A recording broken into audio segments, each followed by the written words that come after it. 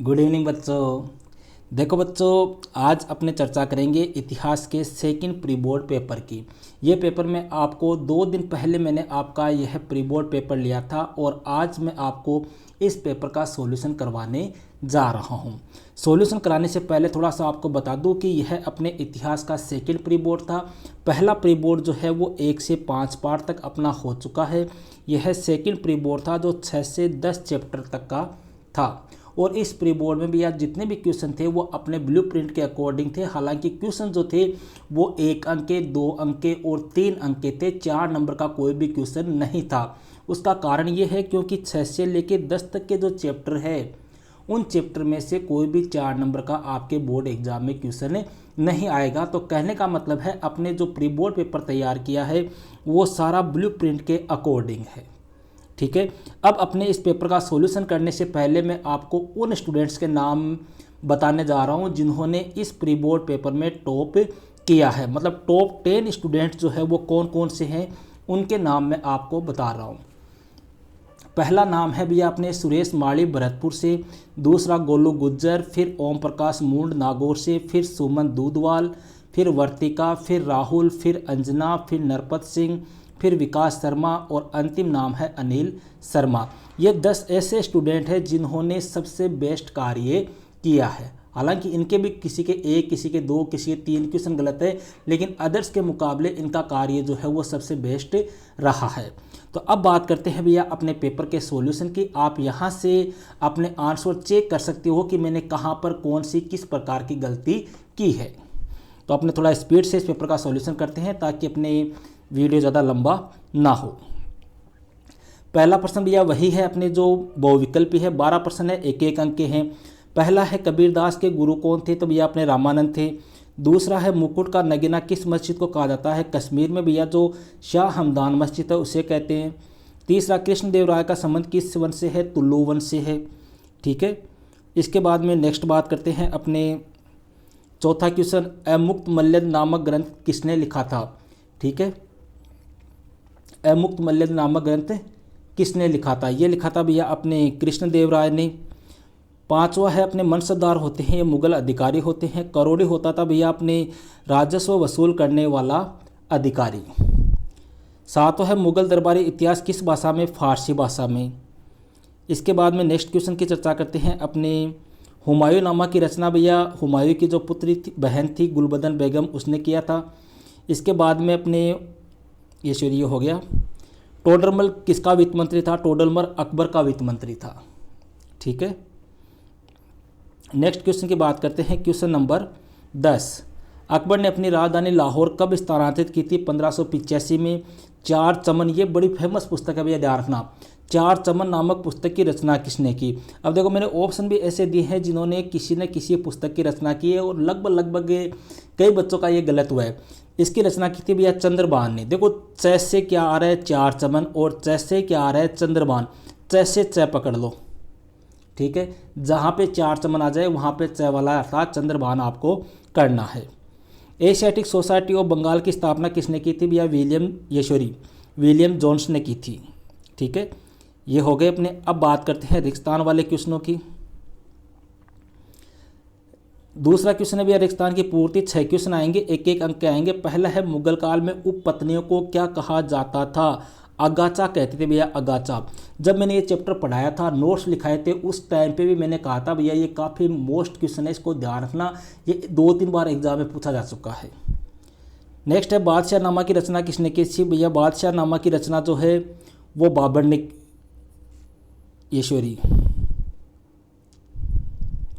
ये बादशाह नामा नहीं है भैया, ये एक मिनट रुकना। हाँ, बादशाह नामा की रचना किसने की थी? ये की थी अब्दुल हमीद लाहौरी ने। ठीक है। इसके बाद में तीसरा आ रहा है विजयनगर के राजकीय केंद्र में स्थित था कौन सा मंदिर था? हजारा मंदिर था। ठीक है। इसके बाद में आ रहा है भैया अपने पैगंबर मोहम्मद साहब से जुड़ी परंपराओं को क्या कहते हैं? हदीस कहते हैं, हदीस। पांचवा है 15वीं शताब्दी के उत्तरार्ध में असम में वैष्णव धर्म के मुख्य प्रचारक कौन थे? 15वीं शताब्दी का मतलब आ गया आपके कौन हो गए? शंकरदेव हो गए भैया, शंकरदेव। सूफी संतों की जीवनियों का संस्मरण कहलाता है तज़किरा। क्या कहते हैं? तजकीरा। ठीक है, अब बात करते हैं अपने थर्ड क्वेश्चन की।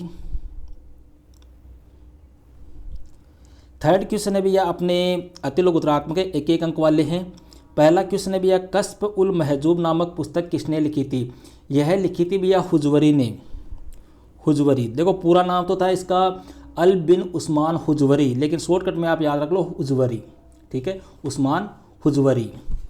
मलेच कौन थे भैया? जो प्रवासी समुदाय के लोग होते थे उनको क्या कहते थे? मलेच कहते थे। सूफी संप्रदाय में सिलसिले का अर्थ क्या होता है? जंजीर होता है। अमर नायक कौन थे? जो सैनिक कमांडर होते थे उनको अमर नायक कहते थे। विजयनगर साम्राज्य में घोड़ों के व्यापारियों के स्थानीय समूह को क्या कहते थे? कुद्दिरई चेट्टी। ध्यान रखना इसका, कुद्दिरई चेट्टी। ओके, नेक्स्ट क्वेश्चन की बात करते हैं भैया। हम्पी के भग्नावशेष की खोज किसने और कब की? 1800 ईस्वी में की थी भैया कोलिन मैकेंजी ने। नेक्स्ट है अपने विठलनाथ मंदिर का निर्माण किसने करवाया था? देवराय द्वितीय ने कराया था भैया, देवराय द्वितीय या सेकंड। नेक्स्ट है भैया पश्चिमी भारत में रोजस्वला महिलाओं पर क्या पाबंदी थी? उनको कुम्हार का हल और चाकू छूने की इजाज़त नहीं थी। मतलब एक तो हल याद रख लो और एक कुम्हार का चाकू, इनको छूने की इजाज़त नहीं थी। नेक्स्ट की बात करते हैं अपने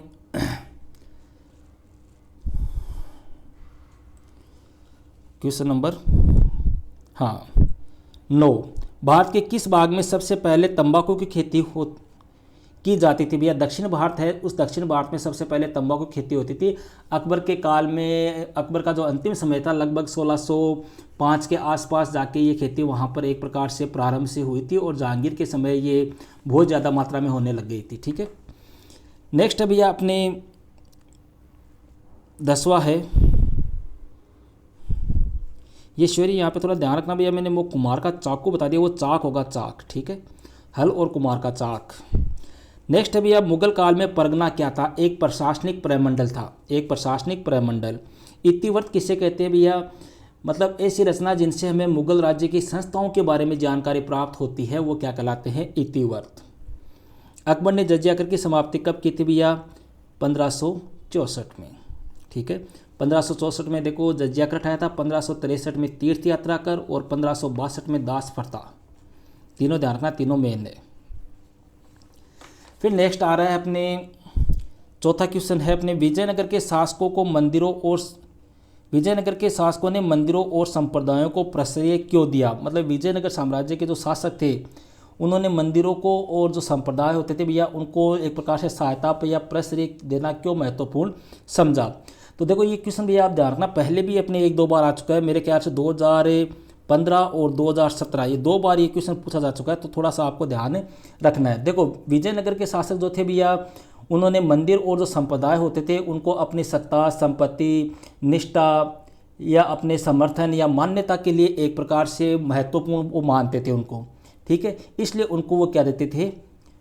एक प्रकार से प्रश्रय देते थे, उनको एक प्रकार से संरक्षण देते थे। समझ गए? मतलब विजयनगर शासकों के लिए मंदिर जो होते थे या जो संप्रदाय जो होते थे वो अपनी सत्ता, संपत्ति और निष्ठा के लिए समर्थन एवं मान्यता के महत्वपूर्ण क्या थे? माध्यम थे या महत्वपूर्ण केंद्र थे। 5वां है भैया विजयनगर में कृषि क्षेत्रों को किलेबंद भूभाग में क्यों रखा जाता था? मतलब जहाँ पे कृषि की जाती थी उसके वह क्षेत्र जो है वो किलेबंद भाग में आता था। क्यों? क्योंकि विपत्ति के समय देखो सीधा सा ध्यान रखो, प्रमुख उद्देश्य तो क्या था कि शत्रु अगर कोई आक्रमण करे तो उस शत्रु को कोई खाने पीने की वहाँ पर सामग्री प्राप्त ना हो सके। खाने पीने की सामग्री प्राप्त नहीं होगी तो शत्रु 5-10 दिन रुक के या जब उसकी सामग्री समाप्त हो जाएगी तो वापस चला जाएगा, पहली बात। ठीक है, दूसरी बात ये किलेबंदियाँ जो है कई बार क्या होता है जब आक्रमण होता है तो आक्रमण के समय कोई राजा दूसरा राजा जो है वो किसी किले को घेर लेता है। ठीक है, तो किले के अंदर खाद्य सामग्री की कमी ना हो इसके लिए उसको एक प्रकार से सुरक्षित रखा जाता था। उसके अंदर ही अन्नागार बने होते थे जहाँ पर अनाज को एकत्रित किया जाता था, मतलब विपत्ति से बचने के लिए।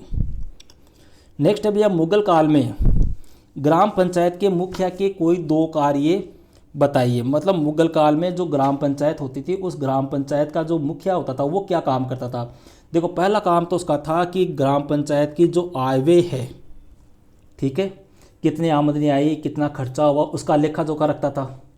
ठीक है। और इस काम में गांव का जो पटवारी होता था वो उसकी क्या करता, मदद करता।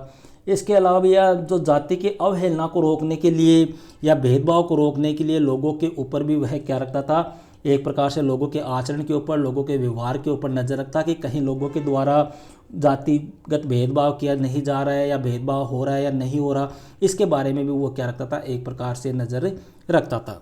मतलब आगे का हिसाब किताब रखता और लोगों के द्वारा भेदभाव न किया जाए इसके लिए वो निगरानी रखता। नेक्स्ट क्वेश्चन है भैया क्वेश्चन नंबर 7वां है भैया, अपने कणकूत प्रणाली के बारे में आप क्या जानते हैं। कणकूत, देखो कणकूत, कण का इसमें देखो कण का मतलब तो क्या हो गया, कण कण बोला वहाँ आपने मारवाड़ी भाषा में बोला तो कण का ही हुए अनाज को दाणु, ठीक है, क्या बोला, अनाज ने, ठीक है। और कूत का अर्थ क्या होता है, कूत का अर्थ होता है अनुमान, मतलब क्या हो गया, अनाज का अनुमान। तो देखो इसमें क्या होता था, कणकूत प्रणाली जो थी भैया वो अकबर के समय थी, एक प्रकार से राजस्व वसूल करने की ये प्रणाली थी। और इसके अनुसार फसल को अलग अलग भागों में, 3 भागों में बांट देते थे, एक तो अच्छी फसल, एक मध्यम फसल और एक खराब फसल, ठीक है। और इस आधार पे एक प्रकार से फसल का क्या लिया जाता था, राजस्व वसूल किया जाता था। यही क्या थी, कणकूत प्रणाली थी, मतलब राजस्व वसूल करने की प्रणाली। कण का अर्थ होता है अनाज, कूत का अर्थ होता है अनुमान, अर्थात अनुमान के आधार पर अनाज लेना, ठीक है। और फसल को कितने भागों में, 3 भागों में, अच्छी, मध्यम और खराब। नेक्स्ट क्वेश्चन की बात करते हैं भैया क्वेश्चन नंबर 8। ये सॉरी 8वां क्वेश्चन है, अपने भारत में तंबाकू का प्रसार कब और किस प्रकार से हुआ था। देखो भारत में तंबाकू की बात करें तो भैया अपने तंबाकू का पौधा जो है वो सबसे पहले दक्कन में आया था, ठीक है। एक प्रकार से कहे कि दक्कन में सबसे पहले भारत में तंबाकू का पौधा लाया गया था। और इसकी जानकारी जो है वो हमें अबुल फजल की जो रचना है आईन अकबरी, इससे प्राप्त होती है। पहले सबसे पहले दक्कन में लाया गया, दक्कन से फिर ये पौधा जो है वो 17वीं शताब्दी के आसपास कहाँ आ गया था, भारत में आ गया था, ठीक है। अकबर और उसके दरबारियों ने 1604 ईस्वी में सर्वप्रथम एक प्रकार से अपने देखे तो तंबाकू को देखा था। मतलब सबसे पहले तंबाकू जो आया था वो किसके समय आया था, अकबर के समय आया था।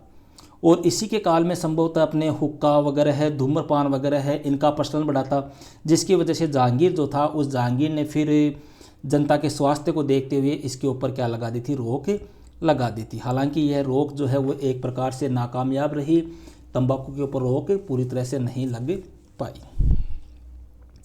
नेक्स्ट है भैया, अकबर ने फारसी को राज दरबार की मुख्य भाषा क्यों बनाया।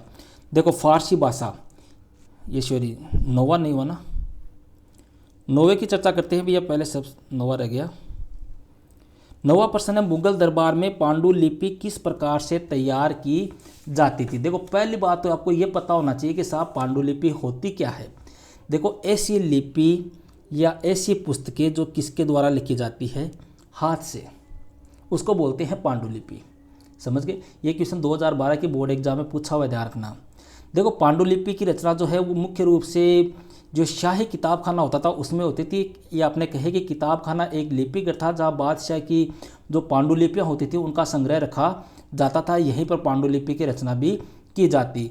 पांडुलिपि को तैयार करने के लिए भैया अनेक व्यक्ति होते थे, कागज़ बनाने वाला है, पन्ने बनाने वाला है, नकल करने वाला है, इस प्रकार के कई व्यक्ति होते थे। और उन सभी व्यक्तियों के द्वारा एक प्रकार से पांडुलिपि तैयार की जाती थी। और मुगल सम्राट जो होता था उसके द्वारा जो व्यक्ति पांडुलिपि तैयार करता उसको कोई उपाधि वगैरह है, कोई उसको पदवी वगैरह है तथा पुरस्कार वगैरह जो है वो प्रदान किए जाते थे।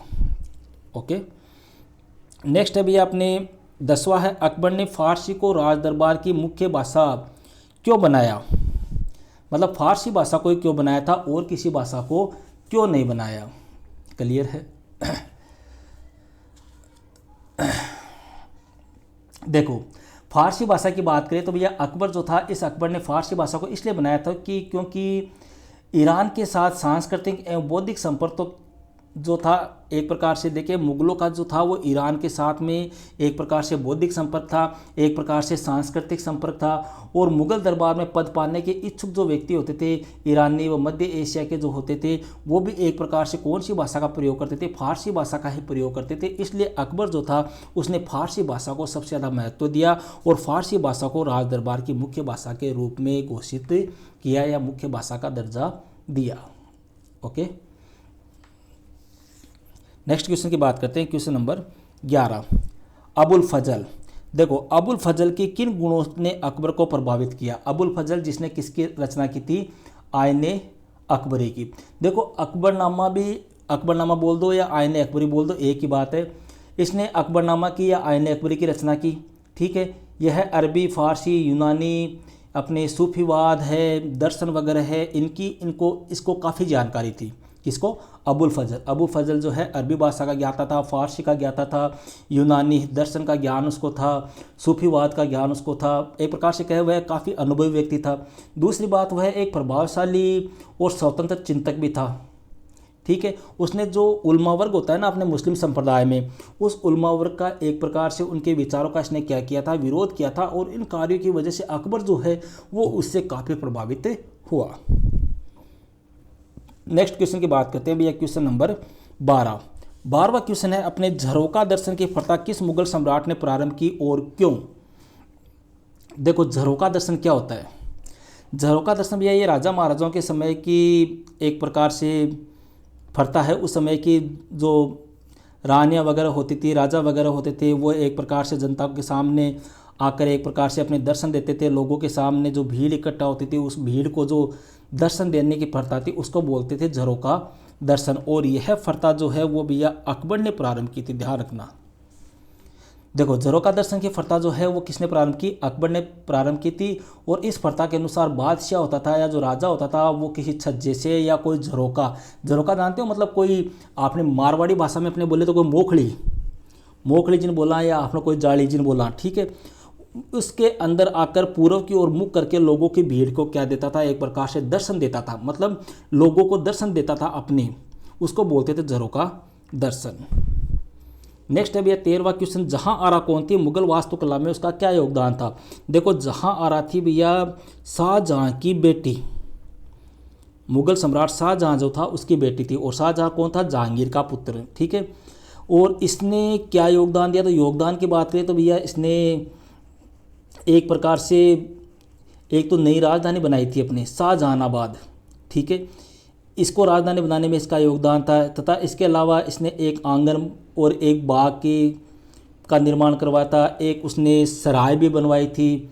इसके अलावा भैया चांदनी चौक जो है अपने दिल्ली में, या शाहजहानाबाद जिसको उस समय बोलते थे, उस चांदनी चौक की रूपरेखा है, किस प्रकार से बनाना है, क्या है, वो सारा कार्य भी जो है वो इसी जहां आरा के द्वारा किया गया था। मतलब एक तो राजधानी हो गई शाहजहानाबाद, ठीक है। इसके अलावा भैया इसने एक 2 मंजिला भव्य सराय का निर्माण करवाया था, बगीचे लगवाए थे। और इसके अलावा जो चांदनी चौक की रूपरेखा है वो इसके द्वारा तैयार की गई थी। ऐसे 3-4 पॉइंट में अपना आंसर अपने को देना है। नेक्स्ट क्वेश्चन की बात करते हैं, क्वेश्चन नंबर 14, मुगल शासक काबुल और कंधार पर नियंत्रण क्यों रखना चाहते थे? देखो, काबुल और कंधार एक प्रकार से देखें तो ये मुगलों के लिए सबसे महत्वपूर्ण केंद्र थे, समझ गए। देखो, भारतीय उपमहाद्वीप में जितने भी आने वाले सभी जो विजेता थे उनको उत्तर भारत तक पहुंचने के लिए हिंदुकुश पर्वत को पार करना पड़ता था। या कोई भी आएगा वो सीधा इधर से आएगा, समझ गए। हिंदुकुश पर्वत को पार करना पड़ता था। अतः मुगल शासकों की सदैव यही एक प्रकार से नीति रही कि इस संभावित खतरे को से अगर अपने को बचना है तो यहाँ पर जो काबुल कंधार का जो क्षेत्र है उस काबुल और कंधार के क्षेत्र पर अपना अधिकार कर लो। इस वजह से इन्होंने शुरू से ही काबुल और कंधार पर, भाई काबुल और कंधार किधर आ गया, ये अपनी 4 दिशाएं हो गई, ठीक है। ये उत्तर हो गई, ये दक्षिण, ये पूर्व और ये पश्चिम। यहाँ का जो क्षेत्र है काबुल और कंधार, ठीक है, यहाँ है। और जितने भी आक्रमण हुए अपने भारत में वो इधर से हुए सारे। तो मुगलों का ये मानना था कि अगर हम यहाँ पर नियंत्रण स्थापित कर लेंगे इस क्षेत्र पे, यहाँ पे अपने चौकियाँ बना लेंगे, यहाँ पे अपने सैनिक तैनात कर देंगे, तो इस खतरे से हम क्या कर सकते हैं, अपना बचाव कर सकते हैं। इसलिए क्लियर है। नेक्स्ट क्वेश्चन की बात करते हैं भैया,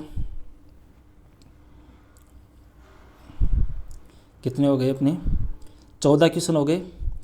15वें क्वेश्चन की बात करते हैं भैया, सामाजिक अनुबंध के रूप में न्यायिक प्रभुसत्ता को स्पष्ट कीजिए। सामाजिक अनुबंध के रूप में न्यायिक प्रभुसत्ता को स्पष्ट कीजिए। देखो ये क्या है हाँ चलो आ रहा हूँ, ठीक है। एक सेकंड भैया, थोड़ा सा स्टॉप कर लेते हैं एक बार अपने, थोड़ा सा कोई, हाँ थोड़ा सा श्योरी कोई बीच में थोड़ा सा इमरजेंसी हो गई थी। तो देखो भैया अपना क्वेश्चन क्या है, क्वेश्चन है अपना सामाजिक अनुबंध के रूप में न्यायिक प्रभुसत्ता को स्पष्ट कीजिए।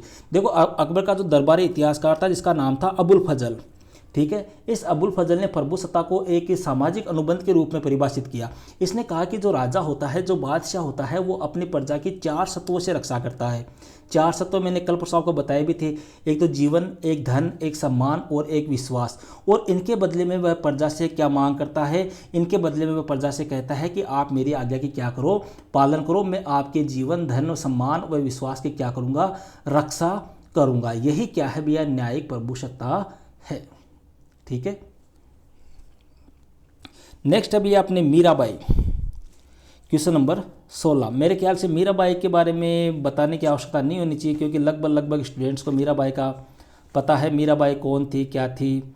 आपने नाम सुना हो राणा सांगा या संग्राम सिंह, जिसने खानवा की लड़ाई लड़ी थी, जिसके एक हाथ नहीं था, एक पैर नहीं था, एक आंख नहीं थी, ठीक है, और फिर भी वो हिंदुस्तान का सबसे शक्तिशाली शासक था। उसी की बहू थी, राणा सांगा का बड़ा पुत्र था भोजराज, उसकी ये पत्नी थी, ठीक है। देखो मीराबाई की बात करें तो भैया मीराबाई जो है अपने लगभग 15वीं-16वीं शताब्दी की एक प्रसिद्ध कवयित्री थी, और इनका जन्म जो है वो मारवाड़ के मेड़ता जिले के एक कुड़की नामक स्थान पर हुआ था। और ये बचपन से जो है वो कृष्ण को अपना सब कुछ मानती थी, कृष्ण को ही अपना एकमात्र पति स्वीकार करती थी। उनके हालांकि बाद में क्या हुआ, जब वो बड़ी हुई तो उनका विवाह जो है उनकी इच्छा के विरुद्ध एक प्रकार से मेवाड़ के जो महाराणा राणा सांगा थे उनके पुत्र भोजराज के साथ में कर दिया। लेकिन कुछ समय पश्चात ही वह जल्दी ही क्या हो गई, विधवा हो गई, भोजराज की मृत्यु हो गई थी। भोजराज की मृत्यु होने के बाद में जो ससुराल पक्ष के लोग थे उन्होंने मीरा को कठोर यातनाएं दी, उसको मारने के लिए जहर वगैरह भी दिया, लेकिन मीरा जो है वो फिर भी बच गई और अंत में उसने राजमहलों को छोड़ दिया और राजमहलों को छोड़कर रैदास की शिष्या बन गई। रैदास जो है वो मीराबाई के कहते भी ध्यान रखना गुरु थे। रैदास या इनका वास्तविक नाम था रविदास, इनकी शिष्या बन गई थी। और बाद में अंत में अपने गुजरात के द्वारका नामक स्थान है, वहाँ पर भगवान कृष्ण का जो मंदिर था उसी मंदिर में ये एक प्रकार से क्या हो गई थी, विलीन हो गई थी। इस प्रकार से मीराबाई की स्टोरी है। नेक्स्ट क्वेश्चन की बात करते हैं। नेक्स्ट क्वेश्चन है अपने सूर्यास्त विधि या कानून क्या था। सूर्यास्त, देखो सूर्यास्त का मतलब क्या होता है, सूर्यास्त का मतलब होता है सूर्य अस्त होने से पहले, सूर्य अस्त होने से पहले। देखो क्या था, देखो भैया अपने जो अंग्रेज थे उन अंग्रेज़ों ने एक प्रकार से, या ईस्ट इंडिया कंपनी थी, उन ईस्ट इंडिया कंपनी ने ज़मींदारों को एक निश्चित तारीख दे रखी थी कि आपको इस तारीख तक हमें राजस्व जमा कराना है, मतलब निश्चित डेट देती। जैसे मैं आपको कह दूं कि कल शाम तक आपको मुझे पेपर्स का आंसर भेजने हैं, ठीक है। उसी प्रकार से जमींदार जो थे उन जमींदारों को एक प्रकार से जो ब्रिटिश सरकार थी उसने निश्चित तारीख दे दी कि इस तारीख तक सूर्यास्त होने से पहले पहले आपको क्या कराना है, राजस्व जमा कराना है। और अगर आपका राजस्व जमा नहीं होगा तो आपकी ज़मींदारी क्या कर दी जाएगी, नीलाम कर दी जाएगी। उसी को बोलते हैं भैया सूर्यास्त विधि या सूर्यास्त कानून, ठीक है। नेक्स्ट क्वेश्चन की बात करते हैं, क्वेश्चन नंबर 18वां क्वेश्चन है भैया दामिन एक कोह क्या है। दामिन एक कोह, देखो आज मैंने जब ये क्वेश्चन डाला भी था अपने इस चैप्टर से, उस समय भी बताया था आपको कि जो अंग्रेज़ थे भैया उन अंग्रेज़ों ने जो संथाल लोग थे, अपने जो राजमहल की पहाड़ी क्षेत्र है वहाँ पर जो संथाल लोग थे उन संथाल लोगों को एक प्रकार से एक भूमि उनकी जो होती थी, वो एक क्षेत्र जो उनका होता था संथालों का, उस संथाल, ये शहरी थोड़ा सा आप कंफ्यूज ना हो, चलो सीधी लैंग्वेज शॉर्ट भाषा में बताता हूँ आपको। संथाल जो थे भैया, ठीक है, संथाल आप जानते हो, संथाल जनजाति, ठीक है। इन संथाल जनजाति की जो कृषि भूमि होती थी जहाँ पर ये खेती बाड़ी करते थे उसी को अपने क्या कहते हैं, दामिन ए कोह, मतलब जो संथालों की भूमि थी वही क्या कहलाती है, दामिन ए कोह। शॉर्टकट सीधी भाषा में याद रख लो, ओके। नेक्स्ट क्वेश्चन की बात करें भैया, जमींदारों को किसानों से राजस्व एकत्रित करने में कौन कौन सी समस्याएं आती थी। मतलब जो जमींदार होते थे वो किसानों से राजस्व एकत्रित करते थे, अब उनके सामने कौन कौन सी प्रॉब्लम्स आती थी एकत्रित करने में। देखो सबसे बड़ी प्रॉब्लम तो क्या आती थी कि कई बार क्या हो जाती थी, फसल खराब हो जाती, अकाल पड़ जाता, सूखा पड़ जाता, ठीक है, बाढ़ आ जाती। तो अब ऐसी कंडीशन हो जाती, तो ऐसी कंडीशन में ज़मींदार जो है वो राजस्व प्राप्त नहीं कर पाते। दूसरी बात, कई बार क्या होता था, एक प्रकार से जो राजस्व होता था वो बहुत ज़्यादा होता था और उस किसान जो थे उसका एक प्रकार से उत्पादन जो होता था वो कम होता था। इस वजह से भी किसान जो है वो राजस्व जमा नहीं कर पाते, तो ये भी समस्या आती थी। और कई कई किसान क्या होते थे, होशियार होते थे, होशियार तो क्या, अपनी भाषा में बोले डेढ़ होशियार होते थे। वो जानबूझकर ज़मींदार को राजस्व नहीं देते। क्यों? उनको पता था अपना तो कुछ जाने वाला है नहीं, नुकसान होगा तो किसका होगा, ज़मींदारी जाएगी तो किसकी जाएगी, ज़मींदार की जाएगी। तो ये 4-5 समस्याएं जो है वो ज़मींदारों के सामने आती थी। ठीक है, नेक्स्ट है भैया, आपने जोतदार जमींदारों का विरोध क्यों व कैसे करते थे। जोतदार मतलब किसान, जमींदारों का विरोध क्यों व कैसे करते थे। देखो ये क्या था, देखो जोतदार जो होते थे अपने एक प्रकार से कहे कि ज़मींदारों के बाद में इन्हीं का रुतबा था, ये किसानों से बड़े किसान होते थे, पैसे वाले धनवान अपने। ठीक है, जोतदार जो होते थे भैया वो गांव में अपना प्रभाव और नियंत्रण बढ़ाने के लिए ज़मींदारों का क्या करते थे, हमेशा विरोध करते। जोतदार ज़मींदारों द्वारा गांव की जो जमा होती थी उसको बढ़ाने के प्रयत्नों का भी क्या करते, विरोध करते। ज़मींदारों का विरोध करते थे कि आप राजस्व मत बढ़ाओ, तथा ज़मींदारों के अधिकारियों को अपने कर्तव्य का पालन करने के लिए रोकते थे। उन पर निर्भर जो किसान होते थे उनको अपने पक्ष में कर लेते थे। एक प्रकार से कहने का मतलब हो गया कि जोतदार जो होते थे वो लगभग हर तरीके से क्या करते थे, ज़मींदारों का क्या करते थे, विरोध करते थे। नेक्स्ट है भैया, पहाड़िया लोग मैदानी क्षेत्रों पर आक्रमण क्यों करते थे। देखो पहाड़िया लोग मैदानी क्षेत्रों पर एक प्रकार से पहली बात तो अपना दबदबा दिखाने के लिए, अपनी ताकत दिखाने के लिए, शक्ति दिखाने के लिए। दूसरी, कई बार क्या होता था जब अकाल वगैरह सूखा वगैरह पड़ जाता, ठीक है, फसल अच्छी नहीं होती, तो खाने पीने की सामग्री प्राप्त करने के लिए आक्रमण करते थे। इसके अलावा जो पथ कर है, खिराज वगैरह कई प्रकार के ये कर होते थे, ये कर प्राप्त करने के लिए क्या करते थे, मैदानी क्षेत्रों पर आक्रमण करते। 22वें की बात करते हैं भैया, गुरु नानक का जन्म कब और कहाँ हुआ, इनके प्रमुख उपदेश बताइए। मेरे ख्याल से गुरु नानक वाले में आपको किसी को कोई प्रॉब्लम नहीं होनी चाहिए। गुरु नानक कौन थे, इनका जन्म कहाँ हुआ था, किस प्रकार से इनके उपदेश क्या क्या थे, उन्होंने कौन कौन सी बातें कही थी। ठीक है, चलो फिर भी अपने मोटा मोटा मैं आपको थोड़ा सा बता देता हूँ। देखो गुरु नानक जो थे भैया अपने सिख धर्म के थे, ठीक है, और इनका जन्म हुआ था 1479, ये सॉरी 79 नहीं, 1469 में, सॉरी वापस लिख दूँ मैं, फिर कल को बच्चे कहेंगे सर आपने गलत बताया। देखो कई बार क्या होता है, इतने वीडियो बनाते हैं तो थोड़ा बहुत कन्फ्यूज़ हो जाती है। 1469 ईस्वी में इनका क्या हुआ था, जन्म हुआ था। और पंजाब के जो तलवंडी नामक स्थान है या ननकाना अपने बोल दे, वहाँ पर इनका जन्म हुआ था। हालांकि वर्तमान में तो पाकिस्तान में आता है, वहाँ पर इनका जन्म हुआ था। इनके उपदेशों की बात करें तो इन्होंने कहा था कि इन्होंने सबसे पहली बात तो ये कही कि जो हिंदू और मुसलमानों के जितने भी ग्रंथ है ना, जितने भी पुस्तकें ग्रंथ वगैरह है, उनको इसने नकार दिया है कि ये इनका कोई मतलब नहीं, ये सब बकवास है।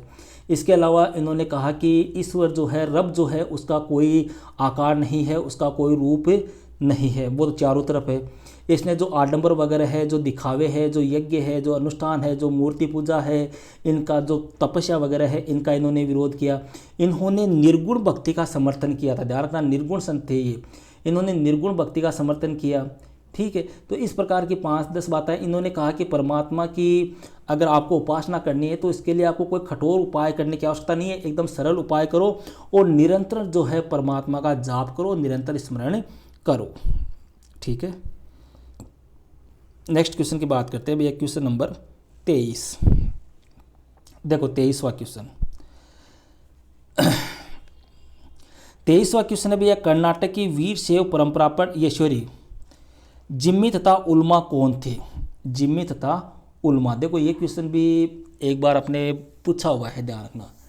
देखो उल्मा किसको बोलते थे भैया, जिम्मी तो एक प्रकार से क्या होते थे, सुरक्षित श्रेणी के लोग होते थे। एक प्रकार से देखे तो ये इस्लाम धर्म, ये जनसंख्या में एक प्रकार से देखे तो इस्लाम धर्म के ये अनुयायी नहीं होते थे। इनमें यहूदी वगैरह, ईसाई वगैरह ये होते थे, इन्हीं को कहा जाता था। या सीधा आप याद रखना चाहो तो ऐसे रख लो, जो सुरक्षित श्रेणी के जो लोग होते थे, ठीक है, उनको तो बोलते थे जिम्मी।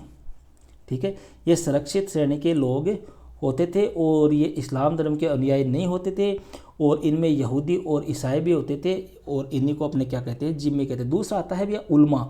उल्मा का मतलब जो मुस्लिम धर्म है या जो इस्लाम धर्म है, उस इस्लाम धर्म के जो मेन व्यक्ति होते हैं, जो विद्वान व्यक्ति होते हैं, ठीक है, जो अपने को इस्लाम धर्म का ज्ञान देते हैं, इस्लाम धर्म की अपने को जानकारी देते हैं, इस्लाम धर्म का अपने आप को विशेषज्ञ मानते हैं, इस्लाम धर्म का अपने आप को टॉपर्स मानते हैं कि हाँ हम इस्लाम के ज्ञाता है, हमको सब कुछ पता है, वो कौन होते थे? उलमा होते थे। अब देखो कल परसों मैंने इसी प्रकार से एक आंसर बताया था, तो एक बच्चे ने कहा कि गुरुजी आप जो बता रहे हो वैसे लिखिएगा। भैया वैसे मत लिखो, मैं आपको याद करने के 100 तरीके बता रहा हूँ, ठीक है। अगर अपने लिखना हो तो अपने लिख सकते हैं कि उलमा जो है वो इस्लाम धर्म के विद्वान व्यक्ति होते थे, ठीक है, ये इस्लाम धर्म के विशेषज्ञ होते थे, इन्हें विशेष दर्जा प्राप्त होता था, ये मौलवी से ऊपर होते थे, ठीक है, और इनका कार्य जो होता था वो शासकों को मार्गदर्शन देता होता था, और इनके द्वारा जो है इस्लाम में जो शरिया होती है वो शरिया का पालन करवाया जाता था, ठीक है। इन्हीं के द्वारा काजी, न्यायाधीश आदि पदों पर इस्लाम धर्म के विद्वानों को नियुक्त किया जाता था। इस प्रकार से अपने को लिखना है, ठीक है। इसके बाद में अपने भैया अंतिम है मानचित्र में दर्शाइए। मानचित्र देखो, मानचित्र है लोथल, बनावली, फतेहपुर सीकरी, सांची, हम्पी। लोथल तो आ गया भैया अपने कहाँ पर? गुजरात में, कोई दिक्कत नहीं है। बनावली आ गया हरियाणा में, कोई दिक्कत नहीं है। फतेहपुर सीकरी आ गया यूपी में, सांची आ गया आपके एमपी में, और हम्पी आ गया आपके कर्नाटक में, ठीक है। तो इस प्रकार से ये था अपने इतिहास का सेकंड प्री बोर्ड पेपर का सॉल्यूशन। अब भैया अपने तीसरा जो प्री बोर्ड पेपर होगा वो होगा इतिहास के 11वें चैप्टर से लेकर 15वें चैप्टर तक। प्री बोर्ड कब होगा उसकी सूचना आपको टेलीग्राम ग्रुप पर उपलब्ध करा दी जाएगी। ओके भैया, दैट्स ऑल।